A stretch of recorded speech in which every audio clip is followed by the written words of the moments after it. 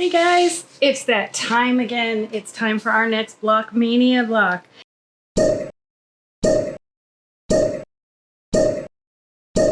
Yay! And this month it was all about rain. And here is, where is it?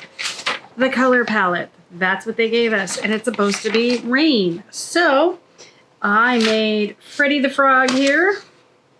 He is on his lily pad under his little umbrella flower, and this is going to be our block for this month. So I thought I would show you how I go about picking colors for this. Again, the color palette was all cool colors, so it was a little bit more limiting in the world of me loving colors. So we've been doing this whole series the last 8 months with the Text basics, so I just sort of want to see if I can pull these out of there versus having to dip into my other basics. So these are all my color weave basics, and the palette is more muted, and then I've got new hues here. So, and these are much brighter, so I have a feeling I may have to dip. Let's see what we got. So I need, let's write out what we need. Need a pen. I just had a pen. These guys I think I'm going to do as French knots. That's going to be machine embroidery. So yeah, that's it. So let's see what we got here in the boxes for the colors we need. This is the gray, and this one, I don't know, this may be too gray. Oh, wait. That's more gray-green. There we go. There's the A. B is blue. Got that. Yep, that works. There's the blue. Alright, so for the lily pad, let's pull out all the greens we've got here. We got this yellowy cream might be the flower. There's the pink for her his little tongue.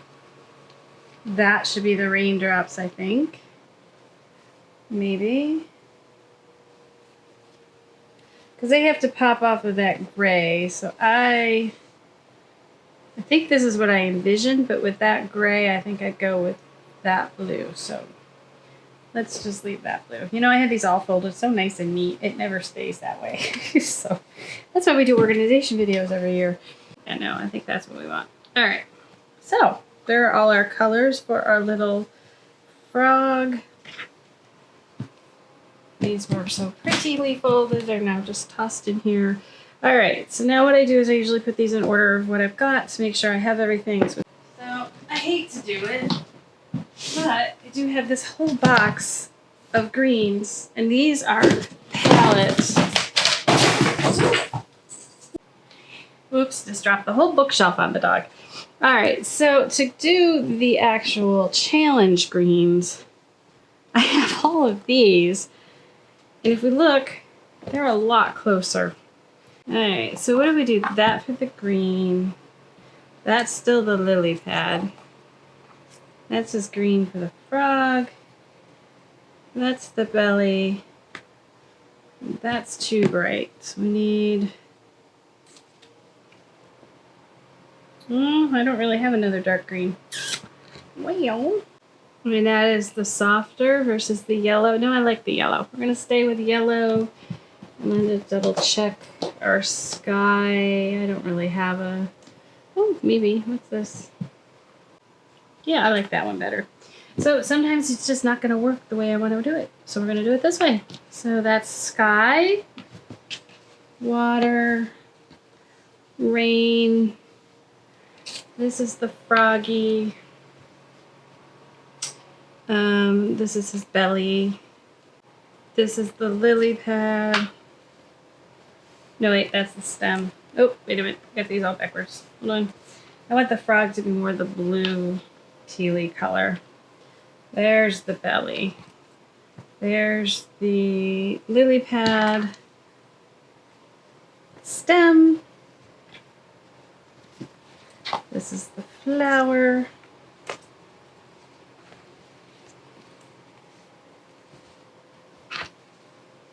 Yep, so now that's very close to what they gave us. I didn't use like a lighter teal. I guess I could have done that for the rain in the back. And then we got our pink.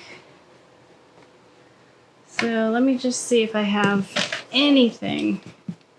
You know, this whole thing started with the pandemic, and we're not going out during the pandemic. I still haven't gone out since because I'm not vaccinated yet.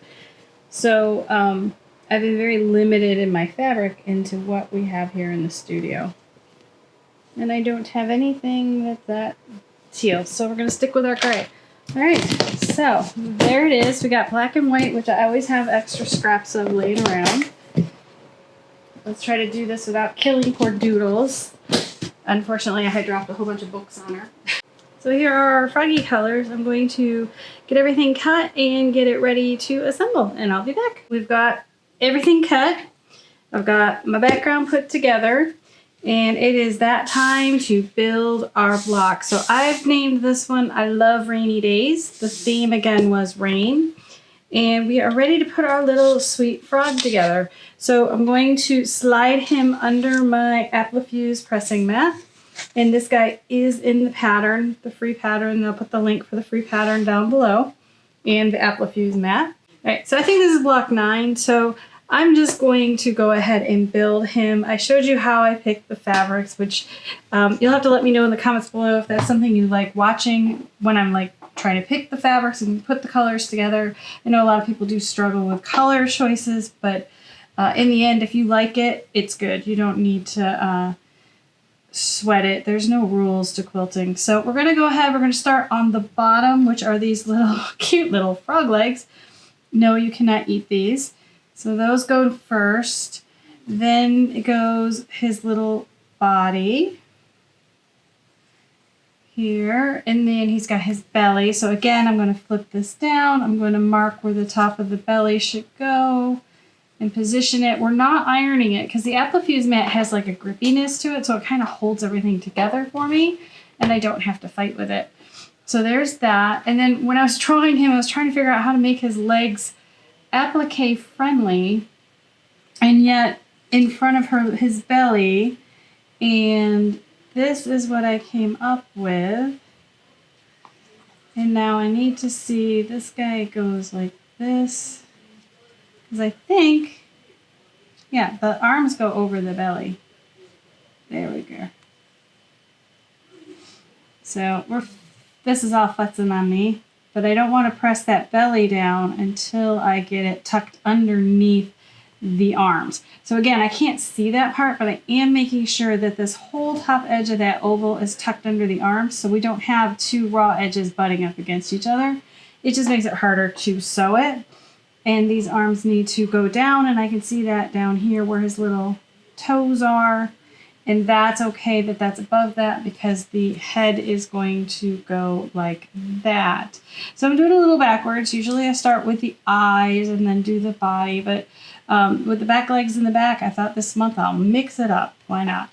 So we're going to go ahead and press this guy together. This is like a super simple block. I mean, the theme was rain, and I'm like, oh, what do I do with rain? I find it interesting that each month having somebody give me a word or a challenge and say, hey, go design something like this. And then I've added the additional challenge of making it one of our characters. So this has been, you know, again, this is like the 9th month or 10th month we're doing this. And it has been such a blast for me. And I hope you guys have enjoyed it as well. So you can see me sitting here trying to figure out the eyes. Now the eyes go like that. And if they don't, they should, because they sure are cute that way. Let's see. There we go. So that's how they do it. But I'm going to press these and build these out here because I want that black and white to be even with each other. So he's all pressed. So one thing I didn't do that you should do is that when I traced my head, which I did this on the Cricut, so I didn't trace it, but if you hand trace this, draw this mouth onto the fusible web. And then before you pull the paper off, hold it up to a window and transfer that smile onto your actual fabric with a chalk pencil. It's It's not a problem here. I drew him, so I will draw his mouth again. But just for you, that's how you do that. All right, so we have that. So let's build his eyes now. And now I can see the white through, or the black through the white. So we're just gonna go ahead and position that. Same here. There we go. Now his eyes look great. But what you'll see when I'm done here, gotta let that cool, be patient. Okay, that's probably cool. If not, I'm run out of patience. All right, so you can see where the white is showing past the black. So I'm actually just going to trim that even. Now, when I stitch this with black thread, it probably would cover it, but I'd rather take the sure thing and just trim up his eye. Now I know that eye goes there. And the same thing here. Now, the same thing would happen if the black overextends the white. I would trim that excess black off so it has a nice round shape to it, which over here it does. So there is that eye. So we're going to bring Mr. Froggy back. Now, the other thing is if you haven't drawn this, we could also pop out the light box and lay that on top of the light box, and we could probably see it that way. And again, I'm going to fold this down to crease where the top of the eye is, and fold this over to get the side of the eye. And then I know this sort of nests right in between those crease lines. And again, we're going to position this guy on. And see, I can still see the white there. That's going to make me crazy. I'm going to get rid of it. If it doesn't make you crazy, you can leave it. There we go. It's all about the eyes, guys. And so now I don't want him to look cross-eyed, so let's turn that one down, that one down. All right, let's press his eyes. We're in for penny and for pound. Now, what I'm gonna do is pull out the placement drawing, and I'm gonna lay that there, and I'm going to see where his mouth should be, and I'm going to draw it with a chalk pencil. And give it a little bit of a cheek on the side. Can't see that. My other one is green, so you're not going to be able to see that. There we go. This one's white. Anybody else like organize all your pencils and then when you're done with them you throw them all in the same thing and then you have to reorganize them every couple of weeks? That's kind of where my fabric pencils are. So I'm just going ahead and drawing his little mouth on. You don't want to use a Frixion pen because you're going to iron this and it'll just disappear. So Frixion pens disappear with heat. So there's his little mouth. And there is his little tongue. And like I said, I didn't have the tongue in the original drawing, but he needed a splash of pink in there. And so that's what we got. All right. Now for his little nostrils, they're going to go here and here. And what I'm going to do is I'm going to use my permanent marker, my ultra fine point pen, the one I use to trace everything. And I'm going to draw these in and color them because honestly, they are way too small for fabric, but they're too big for a French knot.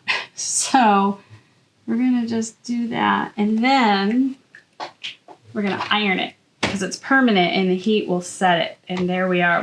We have it. And then we need to draw our line on our tongue. Again, you could trace that through. I'm just going to draw it, and then when I go over to the sewing machine, I'm going to embroider it. So yes, you just marker those in with a permanent pen. Make sure it's permanent. And there is our sweet little frog all ready to go. So now he's going to go over here. We're going to get rid of this, and we're going to assemble the whole block. So we don't need the applique pressing sheet anymore. And we need to get our lily pad on here. And that goes down in the water. Again, you want to always be away from your edge at least 1/4 of an inch because that's your seam allowance when you sew this into something. So there's our little frog. And I'm just using the picture as a guide. Oh, he's so cute. There we go. Now here's his lily pad, here's his umbrella. which is actually a daisy, of course. And this gets tucked underneath that foot if you look at the picture. And again, this is just a guide, so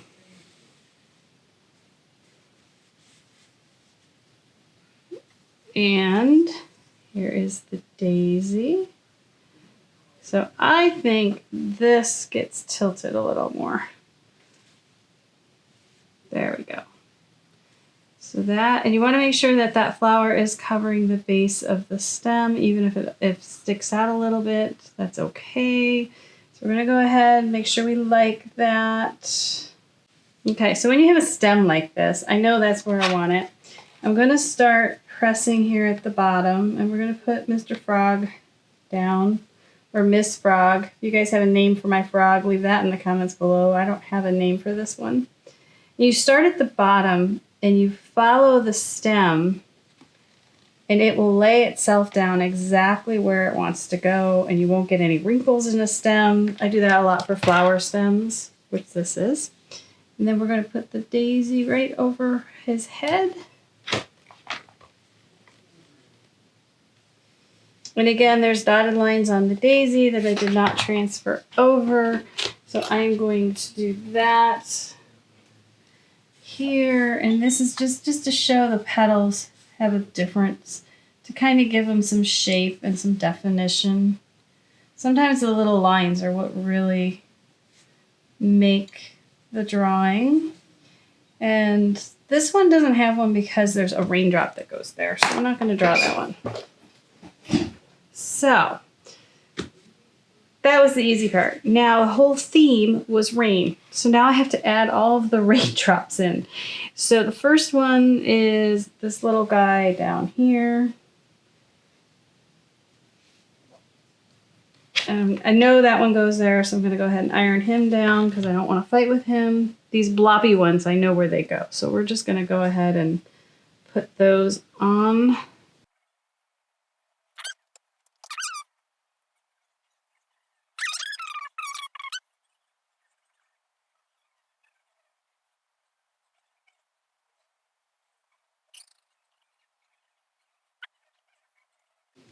Okay, so that looks like what I laid out in the drawing. And the goal is to make sure there's none underneath the daisy, because it's supposed to be an umbrella blocking the rain. And I think I'm happy. I think I'm going to move one little guy over here, though, and move this one down the side. I think the stem came in a little more than I did in the drawing. But again, it's my block. I can do what I want. There we go. That looks kind of more like raindrops. All right, so we're ready to press. This is a pretty easy one this month. I mean, these little raindrops are going to be kind of a pain in the neck to stitch them. I don't know who designed it with raindrops like this, but I did. So, but it's a great way to practice your blanket stitching. And another way you can finish these if you don't want to do blanket stitching is you could layer it up with cotton batting and just quilt just inside this drawn line on all of your outlines, and they will look quilted. You're quilting it and edge stitching it all at once. If someone wants to see a demo on that, leave a comment below. I will try to do one of those. All right, so we are to my favorite part. Let's go pick some threads. Here are my threads I think we're going to be using. I've got quite a few. They're all Aurifil, and I had to go into my Metlers and get one. I don't have this one in Aurifil, but it's perfect. It's got this tealy green. It'll be the frog. So then we've got this lime green for the body. Where's the cap? There's the cap. Don't lose your cap. I've got just my favorite, you could tell. I don't have a lot of that one left. That green there. I have a dark green here. I've got this buttercup yellow that I have yet to use. And yes, you just saw me open that with my good scissors. Don't tell anybody. That'll be perfect. Now on the water drops, I picked, when you saw me pick colors, I made sure I picked one that popped off. So the question is, do we use this lighter blue that kind of just accentuates it, or do we go with a darker blue that's actually going to outline things? I think I'm going to go with the lighter blue. Hopefully that will be a good call. So here are our colors for this month. We've got that one, that one, that one, that one, and that one. So I'm going to go ahead and get this stitched up. As always, I'll put a link below on how I finish edges and do this embroidery stitch on my sewing machine, and I will be back to show you what it looks like. Alright guys, we've got our little frog all stitched up and ready for this month. I'm so excited to have this one done. Again, leave a comment below if you have a name for this little guy. I do not have a name for this one. I am going to call the block I Love Rainy Days, but you know, he needs a name too.